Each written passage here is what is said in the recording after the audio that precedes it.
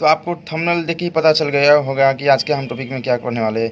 तो देखिए आज का इस टॉपिक में हम some tips for reduce construction cost. देखिए हम जो बिल्डिंग बना रहे थे, बिल्डिंग का जो कॉस्ट होता है वो आप कैसे वो बचा सकते हो। तो मैंने भी यही ट्रिक फार्मूला यूज़ किया था, तो मेरा बिल्डिंग का भी कॉस्ट बच गया था। आप भी यूज कर सकते हो और कॉस्ट बचा सकते हो। देखिए आपको एक बात पता होना चाहिए, जो आप सिविल इंजीनियर है तो अब क्या होना चाहिए, आप बिल्डिंग कॉस्ट बचा रहे हैं तो उसका मतलब ये नहीं कि आप बिल्डिंग का वीक बना दो, ठीक है।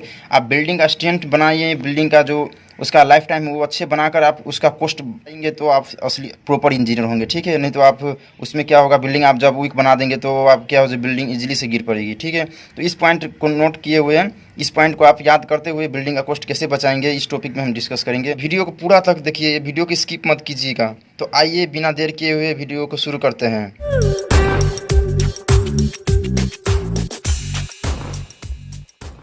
तो जैसे मैं बोला था, some tips for reduce construction cost. देखिए इसमें अलग अलग टिप्स में प्रोवाइड किया हो, जिसकी मदद से क्या करेंगे, आप बिल्डिंग का कॉस्ट घटा सकते हैं। तो फर्स्ट नंबर क्या है, देखिए क्या है, provide 10 inch wall beside of room and the 5 inch wall side the room.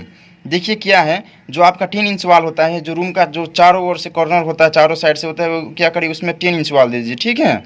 और जो रूम का बीच बीच का जो वाल होता है उसमें क्या करिए आप 5 इंच का वाल दे दीजिए, ठीक है। तो ये मैं फिगर थ्रू दिखा रहा हूँ, आपको देख सकते हैं यहाँ पे।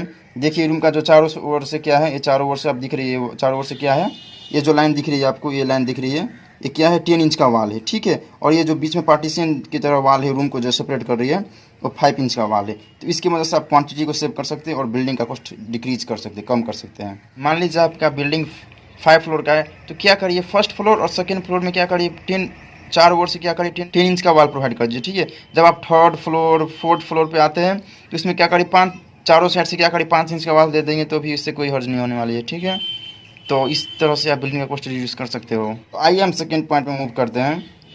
इसमें क्या है, reduce the thicknesses of roof and according to the floor reduce the thicknesses of slab. देखिए आपको ये बात पता है, जो रूफ होता है वो बिल्डिंग का टॉप पोर्शन होता है। तो आपको ये बात पता होगा, जो बिल्डिंग का जो टॉप पोर्शन होता है उस पर ज़्यादा लोड नहीं आने वाली है। तो इसमें क्या करिए, बिल्डिंग का जो वो रूफ का जो थिकनेसेस है उसमें आप थोड़ा घटा भी सकते हैं, उसमें घटा दीजिए, उसमें कोई फ़र्क नहीं पड़ने वाली है, ठीक है।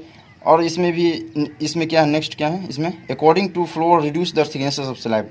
देखिए जैसे आपका फर्स्ट फ्लोर है, सेकंड फ्लोर हो गया, थर्ड फ्लोर हो गया, फिफ्थ फ्लोर हो गया, उसमें क्या करिए थोड़ा थोड़ा फ्लोर बेसिस पे क्या करिए थिकनेसेस घटाते चलिए, उसमें कुछ नहीं होने वाला। क्योंकि जब जितना बिल्डिंग का जो हाइट बढ़ता है उसमें क्या होता है, उसमें लोड, जब आपका लोड उसमें क्या होता है, कम ही आने लगती है। तो वो चीज़ को आप समझ सकते हो।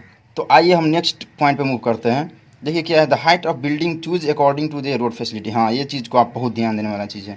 देखिए क्या है, मैं यहाँ पे क्या लिखा हूँ, the height of building choose according to the road facility. यानी कि जहाँ पे आपका, मान लीजिए आपका कोई बिल्डिंग बना है, उस साइड में क्या है आपका जो वहाँ पे घर है, वहाँ पे रोड नहीं बना है, तो आप क्या करोगे, वहाँ पे बिल्डिंग का हाइट होगा, क्या करेंगे आप, वहाँ पे हाइट बढ़ाना पड़ेगा। क्योंकि जब वहाँ पे रोड बनेगा तो क्या होगा, इजीली वहाँ से सैंड कॉम्पैक्ट सैंड फिलिंग होगा, और उसके बाद उसमें रोड बनेगी, तो क्या होगा, उसका जो आपका बिल्डिंग मान लीजिए 4 फीट का था, वो आप रोड उस पर बनेगा तो 2 फीट का आ जाएगा, तो बिल्डिंग का आपका हाइट 2 ही फीट होगा।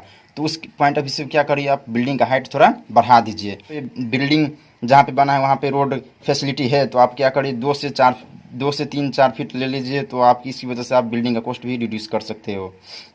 मेरा भी ऐसा ही है, ठीक है ना। तो मैं भी ऐसे ही तरह से बिल्डिंग का कॉस्ट बचाया था। अब आते हैं हम नेक्स्ट पॉइंट में, प्रोवाइड 5 इंच वाल इन पैरापेट वाल। देखते हैं आप पैरापेट वाल क्या है, मैं इसके ऊपर वीडियो बना चुका हूँ, आपको नहीं देखे तो वीडियो का लिंक डिस्क्रिप्शन में आप वहाँ जाके देख सकते हो। देखिए जो पैरापेट वाल होता है, जो बिल्डिंग का मान लीजिए रूफ हो गया या स्लैब, कोई भी फ्लोर मान लीजिए, उसको आपको जनरली वो उस पर क्या करना है, घेरना है, बाउंड्री देना है। तो उसमें क्या करिए, आप सिर्फ 5 इंच वाल दीजिए, ठीक है। 5 इंच वाल देंगे तो क्या होगा, वो आपका कंस्ट्रक्शन कॉस्ट सेव हो जाएगा, ब्रिक का जो वर्क है, ब्रिक मेसनरी का वर्क है वो सेव हो जाएगा। इसकी वजह से बिल्डिंग का कॉस्ट रिड्यूस होने लगेगी, ठीक है। तो ऐसा नहीं, उसमें स्ट्रेंथ ज़्यादा देने की कोई भी जरूरत नहीं है, ठीक है ना, उसमें आप प्लास्टरिंग कर दोगे तो भी चलेगा। इसी तरह से क्या करें, बिल्डिंग का कॉस्ट घटा सकते हैं। अब आते हैं हम नेक्स्ट पॉइंट पे, in the case of foundation work M10 to M50 grade concrete में भी यूज। देखिए क्या है, आप तो बिल्डिंग का कॉस्ट बचाने के चक्कर में आप बिल्डिंग को वीक मत कीजिए, मैं बार बार कह रहा हूँ, ठीक है। तो देखिए क्या है, बिल्डिंग का जो फाउंडेशन होता है उसमें क्या करिए, M10 से लेके M50 ग्रेड। देखिए आपको पता है M50 ग्रेड भी RCC होता है, पर प्रॉपर RCC जो आप मानते हैं वो M20 M25 होता है, ठीक है। पर M50 भी RCC है, वो भी ठीक है। तो क्या करिए, M10 से लेके M50 आप फाउंडेशन में दे सकते हैं, इसके लिए कोई बात नहीं, इसमें कोई पोर्शन नहीं होने वाली है। तो इस देखिए M20 भी देंगे तो बहुत ज़्यादा स्ट्रेंथ होगा, पर आपको बिल्डिंग का कॉस्ट घटाने और बिल्डिंग का स्ट्रेंथ जितना चाहे उसका स्ट्रेंथ लाना है, तो आप कॉस्ट पे और स्ट्रेंथ पे ध्यान देते हुए आप M50 भी यूज कर सकते हैं, कोई हर्ज नहीं इसमें। देखिए नेक्स्ट पॉइंट क्या है, the thicknesses of internal plaster में रिड्यूस। देखिए जो थिकनेसेस होता है जब आप बिल्डिंग का इंटरनल प्लास्टर देते हैं, जो रूम का, मान लीजिए यही रूम आपका था, यही रूम था, इसमें इंटरनल प्लास्टर आप इस मान लीजिए वाल, इसमें इंटरनल प्लास्टर देना है, तो क्या करेंगे उसमें थिकनेसेस घटा देंगे, ठीक है ना। थिकनेसेस ज़्यादा देने की भी जरूरत नहीं है। बारी आती है एक्सटर्नल प्लास्टरिंग की, तो इसमें क्या करते हैं आप थिकनेसेस थोड़ा मीडियम ज़्यादा भी दोगे या मीडियम में दोगे तो भी चलेगा, ठीक है ना। पर आप इंटरनल प्लास्टरिंग के केस में क्या करिए, बिल्डिंग का जो रूम होता है उसकी प्लास्टरिंग, भीतर का प्लास्टरिंग करें, उसमें थिकनेस थोड़ा कम भी रहेगा तो भी चलेगा। तो आइए हम नेक्स्ट पॉइंट मूव करते हैं। देखिए provide 5 inch wall in the case of boundary. देखिए बिल्डिंग, जो आपका बिल्डिंग जहाँ पर बन चुका होता है वहाँ पे आप साइड से बाउंड्री देते हैं। वो मान लीजिए जो बाउंड्री आप प्रोवाइड कर रहे हैं वो किस एरिया पे, जैसे आपका बिल्डिंग वाटर साइड में एरिया में है तो आप वहाँ पे बाउंड्री देते हैं, तो वहाँ पे बाउंड्री 10 इंच वॉल का दीजिए, ठीक है। आपका कंस्ट्रक्शन कॉस्ट ज़्यादा लग जाए तो इससे मतलब नहीं है, ठीक है ना, पर आपको बिल्डिंग पे कोई इफेक्ट ना आए इस वजह से आप क्या करिए उसमें 10 इंच वॉल दीजिए। पर आपका केस जनरली बिल्डिंग कोई भी एक प्लेन एरिया पे है, वहाँ पे कोई चीज़ का इफेक्ट ज़्यादा नहीं है, तो आप क्या करिए इसमें 5 इंच वॉल देकर आप बिल्डिंग का कॉस्ट सेव कर सकते हो। आई होप आपको समझ में आ गया होगा।